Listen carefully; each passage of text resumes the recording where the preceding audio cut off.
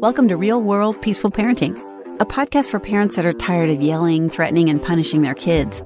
Join mom and master certified parent coach Lisa Smith as she gives you actionable, step-by-step strategies that'll help you transform your household from chaos to cooperation. Let's dive in. Welcome to today's episode. Let me tell y'all, you're in for a spicy treat today. We are going to rock the house here at Real World Peaceful Parenting. I am joined by a very special guest today. We have Valeria joining us. Valeria is a Mexican-American living in Miami, super bright woman, incredibly successful and intelligent, the mother of a 2-year-old and a 5-year-old who she reports are both very strong-willed, nay, I say full contact sport young boys. And Valeria reached out to me wanting some help. And we decided that this would be the perfect opportunity to do some live real world peaceful parenting coaching for you all so that you could have a front row seat into what a coaching situation looks like, sounds like, feels like, and some of the solutions that I work with parents just like you to work through. So let me start by welcoming Valeria to the podcast. I'm so excited you're here. Hi, Lisa. I'm very excited too. Thank you for letting me be here. Yeah, this is fantastic. Okay, so this is the email that I got, the reach out from Valeria. She said, "Hey, Lisa, I bought your course, Peace and Quiet, the crash course for strong-willed kids."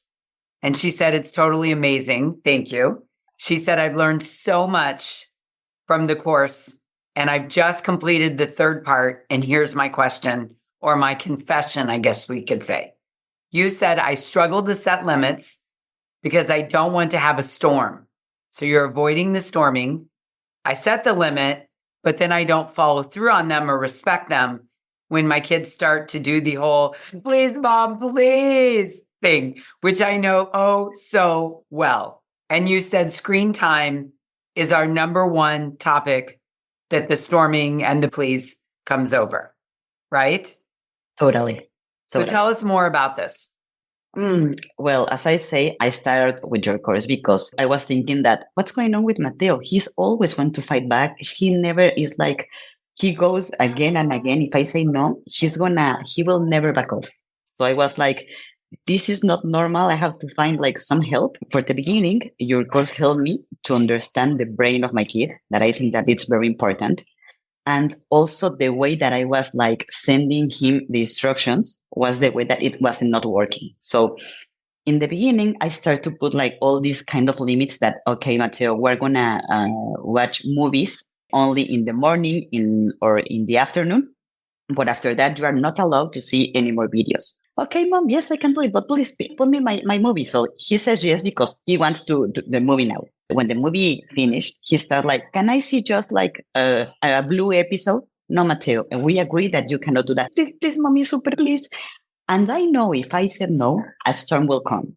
So I started with, okay, just one episode, just one, and that's it. But after that episode ends, it becomes another, please, it's the last one. And when I say no, there is the storm coming. So that's the thing that I don't know how to manage. Okay, I want to talk about 3 things. Mm-hmm. I want to talk about the brain and what they're developmentally capable of. I want to talk about the storm, and then I want to talk about you. Because you're as important. Your storming, when he storms, or lack of storming or fear of storming is as important as his storm. So you touched on it in the beginning, and I just want to help our listeners understand, and this is what I know you learned in the course, Peace and Quiet, the crash course to parenting your strong-willed kid. The brain continues to develop from birth until the age of 25. So your 5-year-old, let's do the math on this. Your 5-year-old at this point, Valeria, is 20% of the way to a fully developed brain. 20%. I mean, I have a 19-year-old who's still 6 years away from that brain being fully developed. And let me tell you, girl, he shows that on the regular. God bless the kid. In some ways, he's 75% of the way there. And in other ways, he's 6 years away from crossing the finish line. It's like a duality, So your kid may be incredibly bright and articulate and have an incredible vocabulary and, be able to tell you what he wants. Mommy, I'm hungry. I want carrot sticks. But he's still only 20% of the way to a fully developed brain. And you touched on this, which I think is so brilliant. We need to expect from our children, and we need to set limits around what they're developmentally capable of. We can't over-index. We can't set limits that they don't understand or they're not capable of being successful with because he has a 20% developed brain, right? I mean, a client of mine recently said to me, Lisa, I cleaned the whole house and I told my 5-year-old daughter, now we're going to keep the house really clean. And I'm like, well, good luck with that because she's 5 and like all those words just went right over her head. So it does sound like you've grounded yourself in, I need to set limits around what my kid is developmentally capable of at 5 and at 2. Mm-hmm. Okay, good. So we've checked that box. Yes, correctly. So now you say, I'm afraid if I say no, he will storm. I know that he will storm. We can take it to Vegas and put some money on it and we'll win. Yeah, he will. Not that yes. You as a financial advisor would ever tell someone to put money into a bet in Vegas, but yes, he will. Here's my question to you. So what if he storms? The thing is that if he storms, for example, yesterday it was his brother's birthday. Okay. He wants to cut the cake before his brother. And I say, like, Mateo, you cannot cut the cake until your brother is here. So he stormed and I became a 5-year-old girl. So he stormed, I'm stormed too. It was like the power of the struggle of control. So the thing is that if he storms, for me, it's very difficult to keep calm. Okay. So this is where the coaching comes in. Yes, it's the calm. And then, for example, sometimes I start yelling at him, or for example, yesterday he hit me and I hit him back. And then I was like, what a bad mom I am. Then the guilt that I have because of that was killing me. So the thing is that I don't want to see him storm because I don't know how to control myself and I don't know how to make him stop. Okay. I love this. And at the end of this, you're going to be a different person. Hope so. Okay. Because now I feel guilty for yesterday. Sure. Of course.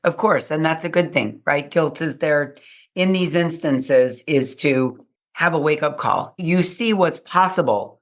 You're just not sure how to get there yet.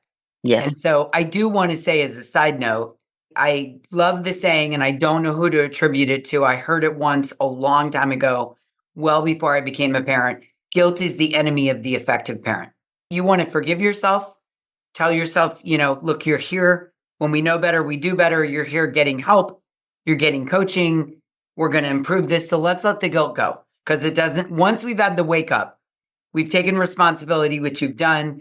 We're getting coaching. We need to forgive ourselves, repair and recover and move on because the guilt doesn't serve us. Right. Right. It's like, there's no point in feeling guilty over credit card debt. Like, okay, yes, you bought all the things, you spent the money. Now let's figure out how to get you out of debt and move on rather than wallowing in the mistakes of the debt in the first place, right? You can relate to that, right? Totally. And especially because he already moved on and I'm not. I'm stuck in there and he moved on. So that's a good point because when we don't move on, then the next storm comes and we're triggered not by his actions, but by the guilt. Here I go again. Why am I doing this?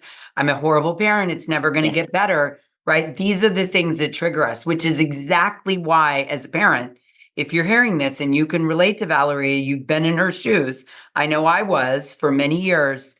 We don't want to marinate in the guilt. Use the guilt to have a wake-up call and then move on, right? If, again, back to a financial example, if every time I meet with you, you're my advisor, and every time we meet, I'm saying to you, oh, I feel so guilty for all the debt. And I look at my credit card statement every day and I look at the debt or I think about my bills. You'd be like, girl, we got to move on to create a financial plan to get you out of debt. So wallowing in the debt doesn't get you out of debt. We've actually got to take action.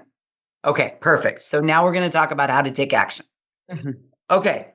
So Mattel starts storming. He wants to cut the birthday cake. It's a perfect example. But it's his brother's birthday. We're going to let the brother cut the cake. Of course. Makes total sense. But he wants what he wants.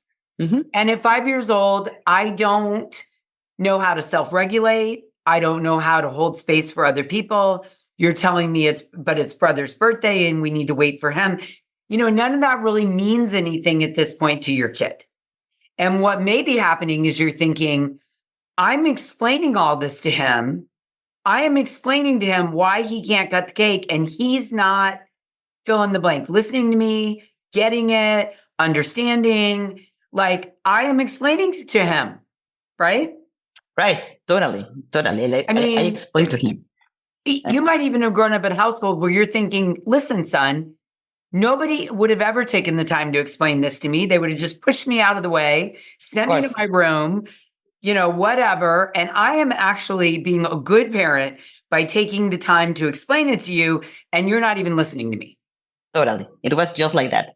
Okay. And for me, it was like, why are you being so selfish? It's not your party. It's your brother's party. Why are you being so selfish? Beautiful. Yes. There's the underbelly. Yes. So let's answer that question. Why is he being so selfish? Because at 5 years old, he's completely self-centered. Now, don't let this scare you. Doesn't mean he's going to grow up to be self-centered. It means right now, where he's at in brain development, he's stuck in only thinking about himself, and he wants what he wants. And when they have needs and wants and they aren't met, big feelings bubble up, right? Cortisol gets secreted through the body. And what happens is once the storm gets cooking, it shuts down any ability to hear. This is scientifically proven. Hear, think, or respond. I mean, it's literally a storm. Like, you live in Miami. It's like a hurricane has made landfall and you just got to get out of the way. I mean, there is no stopping a hurricane. No, the best way to define it is a storm. That's it. Exactly. That's why I call it that. Okay. So you said, I find it difficult to keep calm. Now, here's the interesting part. One finds it difficult to keep calm, not because of what your son's doing, but because of your thoughts about what your son is doing. Because I could be there at the birthday party as a parent coach of 15 years. Your son would be storming. I wouldn't find it difficult because I would have different thoughts. Oh, he's really struggling. He doesn't understand why he can't cut the cake. So your job in these moments is to do a couple things. Observe your thoughts while you're having them. Not take it personally. Like really not take it personally. And realize that he's in a stage of development where he literally can't absorb anything around him when he gets into the storming mode. So let's break those down. Number one, we've got to observe and manage our thoughts, right? That's number one. Like, yeah, he doesn't understand. He doesn't get it would be a much better thought than why is he not understanding what I'm telling him? Because in the heat of the moment, he is not going to understand it. When you're in your survivor brain, your middle brain, it literally cuts off any access to your higher brain. I mean, we see adults like this all the time. Yeah. People getting into fights at football games or confrontations at Starbucks or, right? I mean, this is where I am so in my fight or flight survivor brain that I can't even hear when you're saying, ma'am, calm down, we're solving your problem, or we'll go get it, or whatever. So you can't be in your higher brain and your middle brain at the same time, okay? And what's really important about this is that if a kid can't be in his higher brain and middle brain, an adult certainly can't. So I need you to stay in your higher brain while your kid is in their middle brain. And we do that, Valeria, with our thoughts. Of course he wants to cut the cake. He's 5. Of course he wants to be the center of attention and cut the cake and eat the delicious sugar. And when I say to him, wait for his brother, it's his brother's party, of course he's selfish or self-centered because this is the phase he's in. We also don't want to catastrophize because he's so self-centered at 5 doesn't mean he's going to be living under a bridge with a shopping cart at 25. Right? Because that's probably the other thing. Oh my gosh, if he's like this now, I mean, or I've got a brother, or I've got a cousin, or I know someone who did this when they were 5 and now they're living under a bridge with a shopping cart. Ergo, my son will be living under a bridge with a shopping cart. Totally. And what will happen when he has a job and he's selfish with his boss? Things like that. Right. This is where we have to believe in our ability to discipline and coach and set limits over time and turn on the internal compass within our children. You have to believe you're going to get them to where they need to be, because catastrophizing is only going to further trigger you into storming alongside him over the birthday cake. Can you see this? Yes. Yes. Yeah. Okay. So reflect that back to me in your own words. I'm going to observe my thoughts. Tell me what you heard. So I have to observe my thoughts, and I have to do, especially the keyword that you use is that it's not against me. That helps me a lot, because sometimes when he does something, it's like he wants to bother me. And no, I cannot take it personal, because it's not. Right. So I think that the part number one that I have to be, and also understand that in the edge of his mind, he's self-centered. Yes. So I have to start with that kind of thoughts to change my thoughts. That will help him a lot. 100%. He's not a colleague. He's not an adult. He is not operating from a fully developed brain. Mm-hmm. And the little mantra I love to offer you is Q-tip. I have to Q-tip. Quit taking it personally. Right? I love the saying from Peggy O'Mara, our kids are not giving us a hard time. They're having a hard time. And so if you can look at him as though he is literally having a hard time, not wanting to cut that cake, then empathy can come in, and your brain will flood with chemicals released in your brain from the empathy rather than the anger and the fear, right? We're, as parents, 99.9% of the time, we're triggered from a place of fear, anger, or not feeling heard, or some combination of all three. So our kids are not, we just want to stay out of that fear, anger, and not heard mode and stay in the, what is he capable of developmentally? Now, it doesn't mean you don't take him in the other room. If he's standing in front of the birthday cake and you've got 20 people there, and it doesn't mean you don't take him in the other room to finish the storm, but you do it with empathy without taking it personally. Got it. Actually, when that happened, I bring him to like a separate room. Yes. And I was like, we're going to talk about this. You cannot cut the cake. It's your birthday. I understand. But then he stand up and he hit me. Okay. And he hit me hard. So that's the point that I was like so frustrated that I like hit him back. And then he started like, you cannot hit your son. I'm going to call the police. He's always like that kind of thing. So that was like, then the guilt was killing me. But I tried to do my best to bring him to a quiet place to explain. But he was like, I think that at that point, the storm was like in its highest point. His and mine. Yes. Okay, let's talk about that. So you did a great job taking him to the other room. Okay. When we get to the other room, let's try this. Oh, sweetheart, I know you really wanted to cut that cake, didn't you? I know. Tell me all about it. You don't need to explain to him. Mm-hmm. Because you've already done the work of taking him away from cutting the cake. You are in charge. This is not a debate where he's going to win and go cut the cake. We don't need to explain again. What we need to offer him is to feel seen, heard, and valued by listening to him about how he wants to cut the cake. And if you say, sweetheart, I totally get that you wanted to cut the cake, it doesn't mean that you're agreeing with it and you're suddenly going to run back out into the dining room and let him cut the cake. You're just acknowledging that in that moment, what he really wanted was to cut the cake. Because if you take me in the other room and you further explain to me how I can't have what I want, as a normal kid, I'm not going to like it. But as a strong-willed kid, now you're power struggling with me. And I'm not going to back down.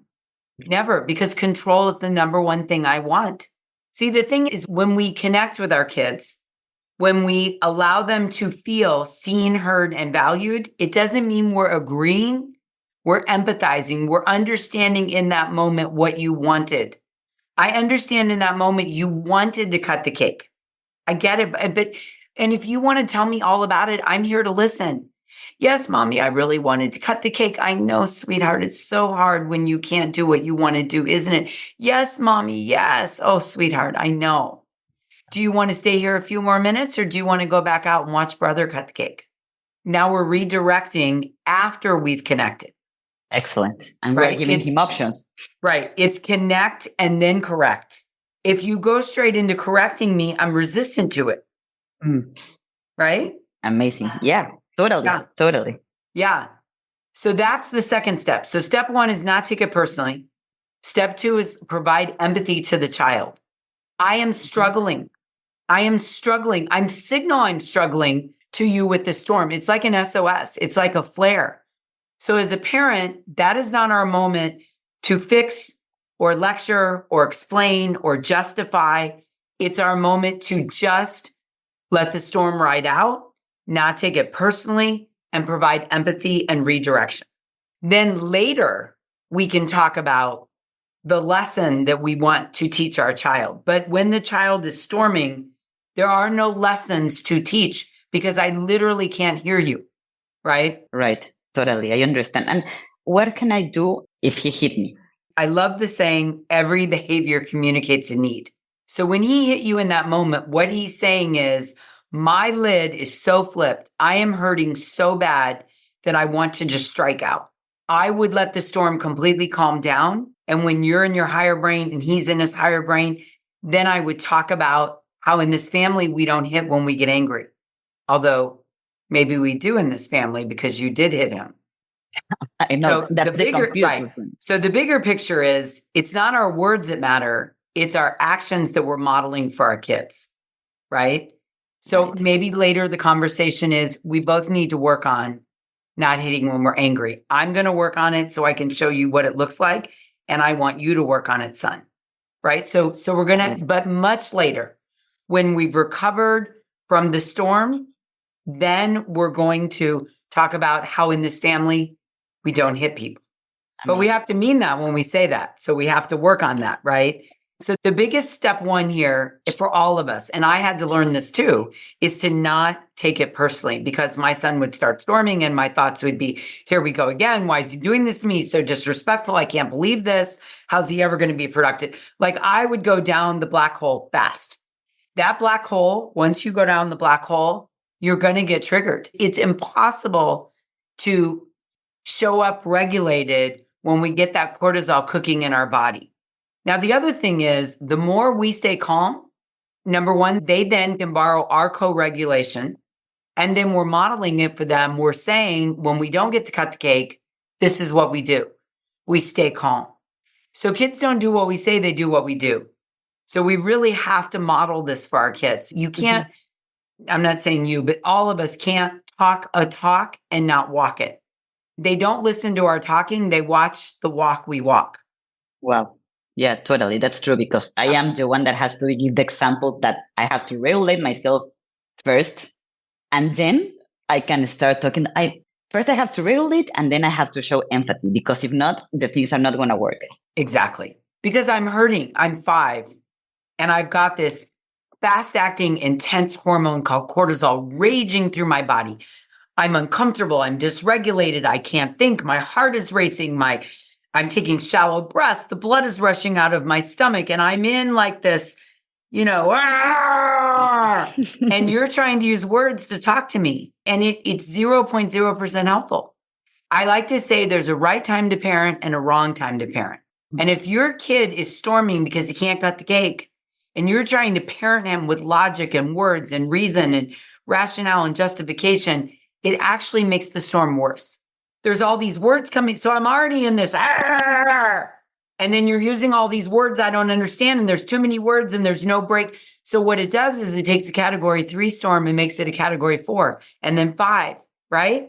Totally. So all I need in that moment is just understanding, room to storm. Like storming doesn't mean, this is the last thing I want to talk about, Valeria. Storming doesn't mean you're a bad parent. It doesn't mean you've done something wrong. It doesn't mean your kid is bad. It doesn't mean you're not connected. It doesn't mean, my brain is 20% of the way developed. Okay. So let me ask you this.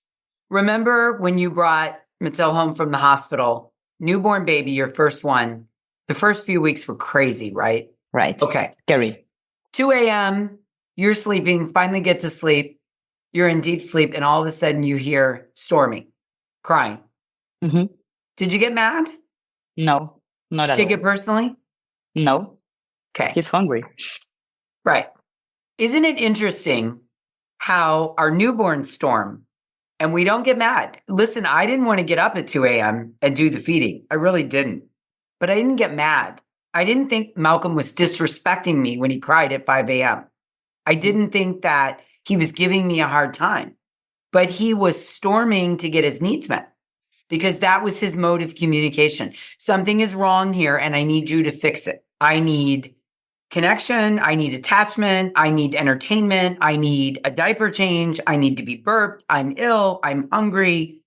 I need something. And so at birth, I have a need and I storm to get my need met. Can you see that? Okay. Yes, I can. And then they become verbal. And for some reason, and I haven't figured out why yet, when the child becomes verbal, we immediately assume that the storming then becomes an ode to us, an offense to us. But, you know, your 5-year-old wanted to cut the cake and he couldn't. And so he's storming to get his needs met, which is I need to work this cortisol out of my body and I might need a little bit of attention. Like I'm struggling that it's brother's birthday and I need a few minutes of reassurance that I still matter. I don't need you to use a lot of words and justify with words that I don't even understand why I can't cut the cake. I need you to let me storm. I need you to not take it personally. And I need you to just give me an understanding that I'm not a horrible human being because I'm self-centered and want to cut the cake. Yes, that's totally the way that you describe. And I like it because it's a different perspective. Yeah. Like to help him and to help me, because something that I love of your podcast is what do you prefer, relationship or behavior? In this place, I prefer totally relationship. I love that for you. Yes. Yeah. So taking him in the other room for a minute and giving him empathy, is it inconvenient? Yes. You want to be in the kitchen with the 2-year-old and watching the joy on his face? Yes. But he needs a minute. And here's the irony. At 5 years old, the average storm, if you don't interfere and take it to a higher level, the average storm lasts 90 seconds. 90 seconds. Wow. If you bear witness to it without taking it personally, with empathy, and don't upregulate it to the next level, reactivate it, the average storm lasts 90 seconds. Wow. That's very good to know. It doesn't feel like that. I know sometimes it feels like 9 hours, but on average, you know, if you could have just stood there and just, oh, sweetheart, I know you're dying to cut that cake. Of course you are. He's going to look up with you like, you get me. You understand me. You know, one of the greatest compliments my son has ever given me is, I think he was about 17, and we were having a intense discussion one day, and he said to me, Mom, you really get me. You really understand me. And I thought, you know, yes, I do, but it's not because I was like, I have a special, I do have a connection with him. It's not like that connection came natural.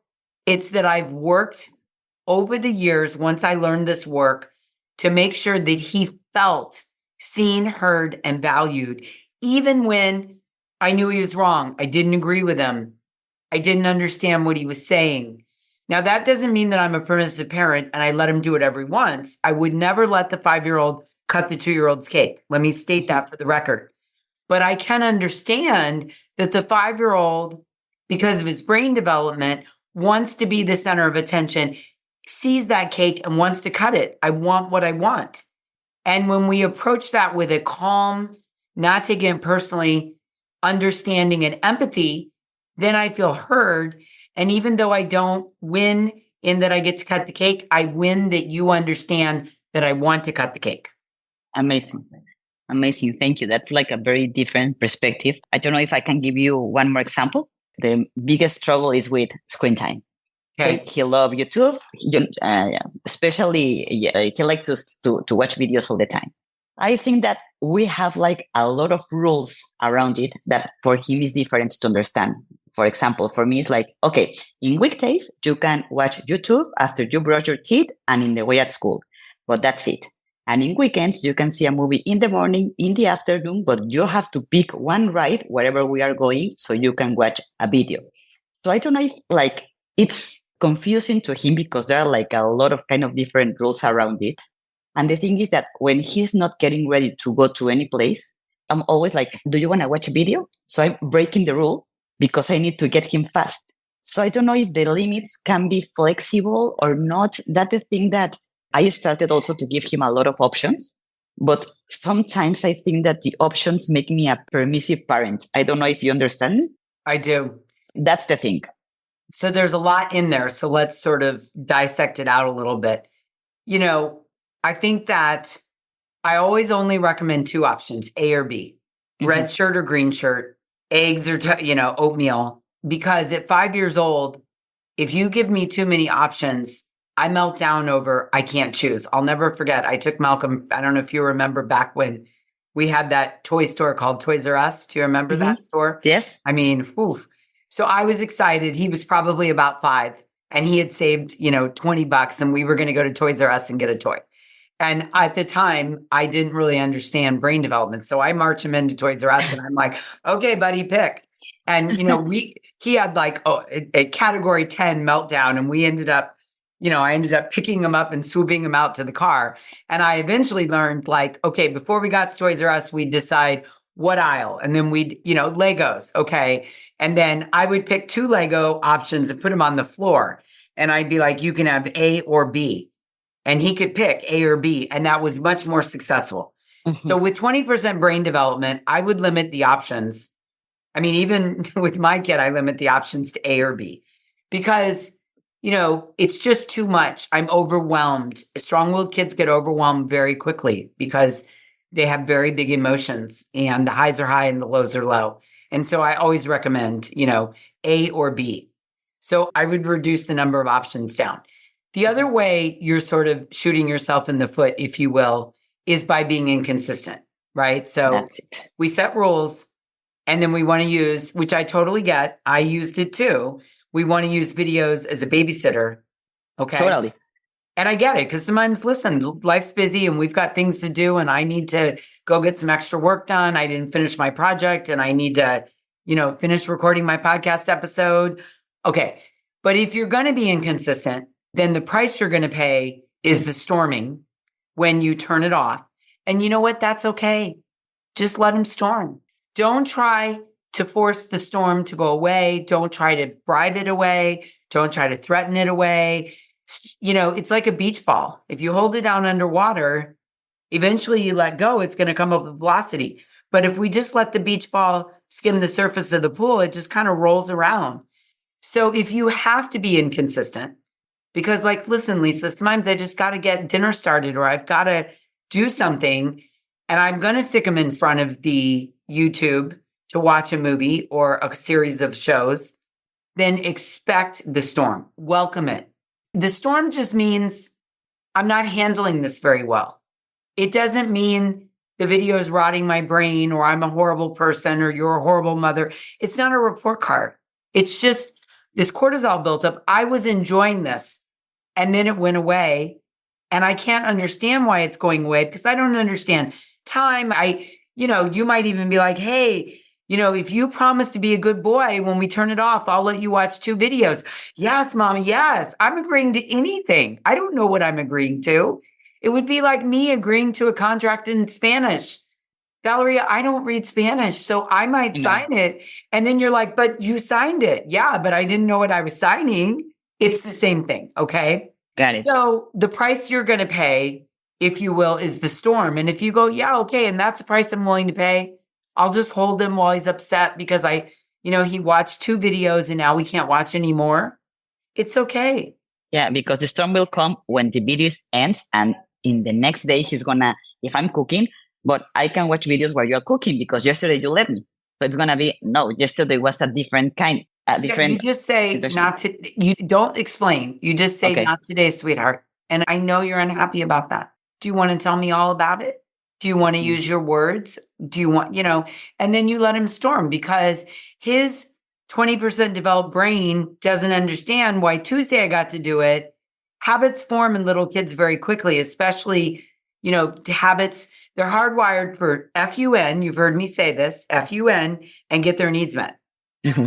So yesterday, those videos were FUN and I want them again. I don't want to have to entertain myself. That takes energy and work. I want to sit down and have this entertainment fed to me. I get feel good chemical in my brain. I don't have to think. I get to laugh and giggle. I mean, these videos are hardwired for FUN. And then I get like, I want it. I want it. I want it. It's like, eating a donut every morning on vacation. Mm-hmm. And then you come home from vacation. I look down at my oatmeal. I'm like, I don't want this. I want the chocolate glazed donut I had on vacation every morning, or the buffet of anything I want. Right. And so now I'm back home and you're dishing up oatmeal and it's like, I want the choice. I want the sugar. I don't want the oatmeal. In 1 week, I developed a habit of having the donut holes at the buffet every morning at breakfast. So you just let the kids storm over the oatmeal and then we move on with our lives. Okay. I have to stop being scared about the storm. Yes, because then we do these things. We threaten, we punish, we bribe, we cajole, we sticker chart, we do all these things. And you're putting all this energy into those things. I'd rather you put your energy into just bearing witness to the storm. Yeah, I'm here for you, buddy. Because remember when they stormed when they were babies, it didn't bother us, right? We may not have liked it, but we weren't mad about it. We weren't trying to bribe our kid into not waking up at 2 a.m. to feed. Perfect. We weren't threatening our babies. No, correct. And for example, when he's like, I want to have ice cream for breakfast, I remember you that calm but firm. So it's, no, my love, you cannot have ice cream for breakfast. And that's like, we are moving on because that's kind of limits. And it's like wants, not needs. Right. You could even say to him, again, to connect before correct. Oh my gosh, you love ice cream, don't you? It's so yummy. I know. Oh gosh, I love ice cream too. We're not going to have ice cream for breakfast this morning, sweetheart. See, I didn't use a but. I gave empathy and I gave a little pause. You're acknowledging he loves ice cream. I get it. And then you can think to yourself, and a 5-year-old doesn't understand breakfast from dinner. Sweetheart, Malcolm, I'd be like, what's your favorite flavor? Oh, Mom, this week I love Oreo cookie ice cream. This week I love cookie dough. Oh, sweetheart, me too. Oh, ice cream is so yummy. Do you want oatmeal or eggs? Okay. Yeah. Because I feel connected. I feel heard. You heard that I love ice cream. And then you redirected me to oatmeal or eggs. Perfect. Yeah.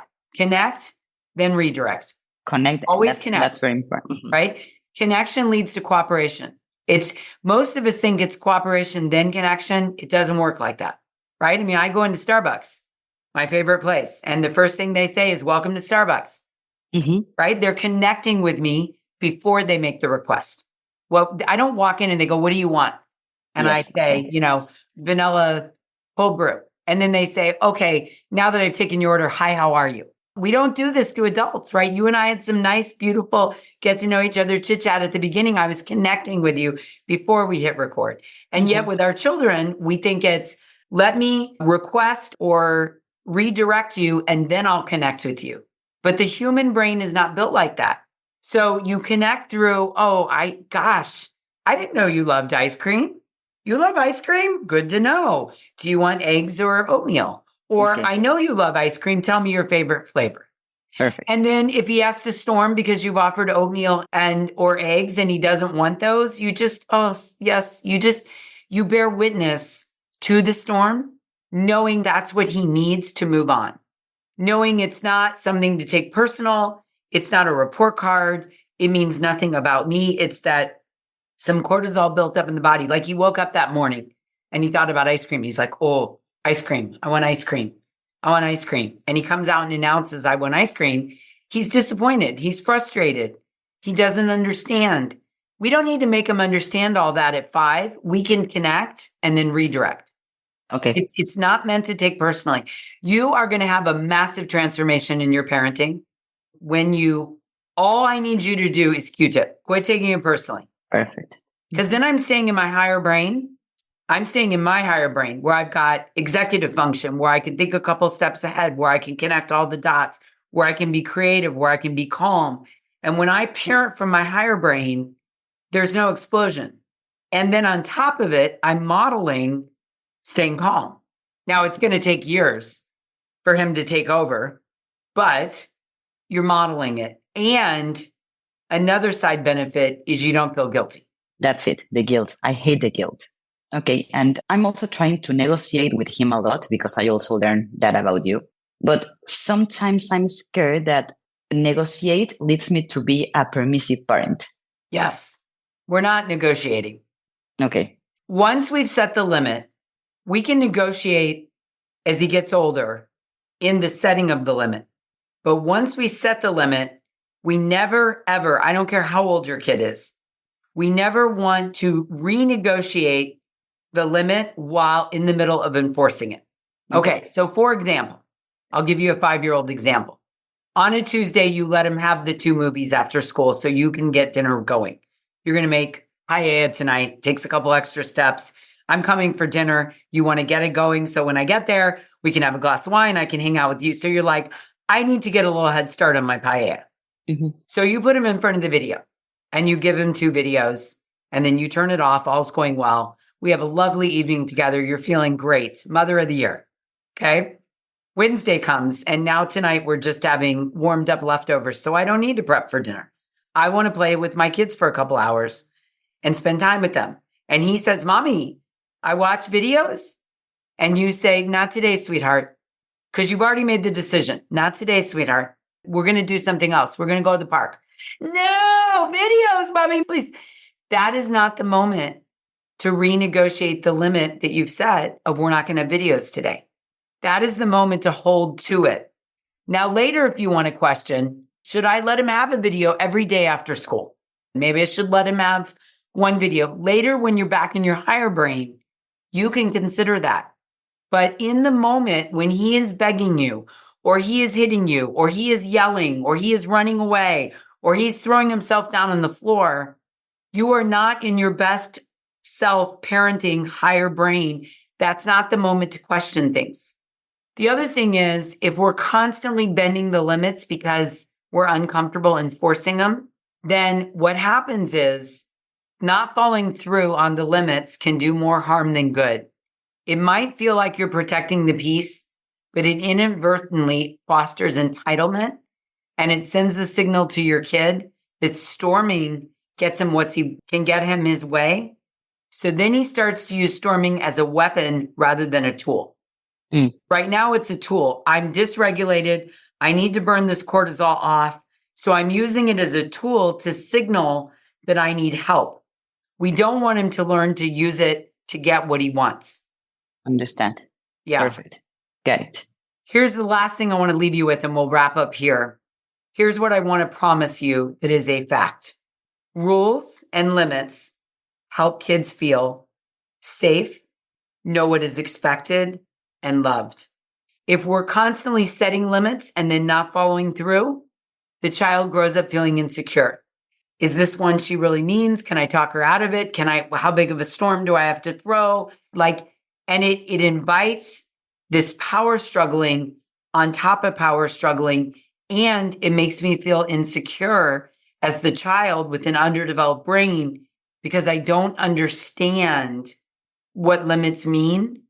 And I don't understand how to follow them. And I don't understand, is this the time you mean it or not? I got it. When you enforce a limit you've set, so back to the example, it's Wednesday and you've decided we're not going to do videos today and you hold to it. It's like a 401k. You're turning on the internal compass in your kid. You're investing in the future and his ability to be able to hear rules and follow rules and not like them and storm, but still respect them and understand them. And they help him feel safe and they help him feel secure in trust you and feel secure in the relationship and feel loved. Because when my mother sets a rule, 99% of the time she follows through on it. And so I can rest in the safety of it. Excellent. Totally understand. Yeah. Okay. So Valeria, take all that and run with it. Thank you for helping. You're paying it forward. There's so many people that are going to really benefit from hearing our coaching today.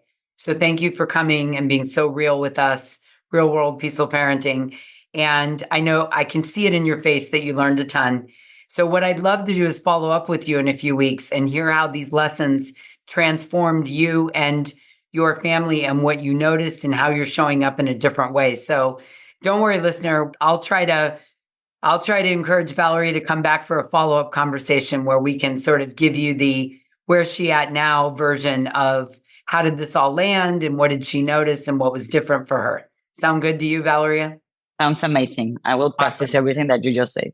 Good. Okay. So stay tuned, listener. And thank you for being here today. Again, thank you so much for paying it forward to the world. I know these episodes always really help people a ton. I know you're not the only one struggling with this. I know there's tons of mothers of 5-year-olds out there that are going to really, and parents of strong-willed kids at any age that are going to really take a lot away from our interaction today. So a big hearty gratitude and thankful to you. Appreciate it. Thanks to you, Lisa. Thank you. It's always a pleasure to listen to your podcast, and I always learn a lot. Oh, I appreciate that. All right, listener, if this episode resonated with you, slide over to Instagram and leave me a DM. Let me know what you learned. When we write things down, it deepens our learning. So I'd love for you to let us know on this episode what you learned, what you took away. If you have a big aha moment, I'd love for you to share that with me too. I always consider that my soulful currency. So take this and run with it. There's some great nuggets in here. And until we meet again, I'm wishing you peaceful parenting. Thank you so much for listening today. I want to personally invite you to head over to thepeacefulparent.com/welcome and sign up for my free Peaceful Parenting mini course. You'll find everything you need to get started on the path to peaceful parenting just waiting for you over there at www.thepeacefulparent.com/welcome. Can't wait for you to get started. Thanks for listening to Real World Peaceful Parenting. If you want more info on how you can transform your parenting, visit thepeacefulparent.com. See you soon.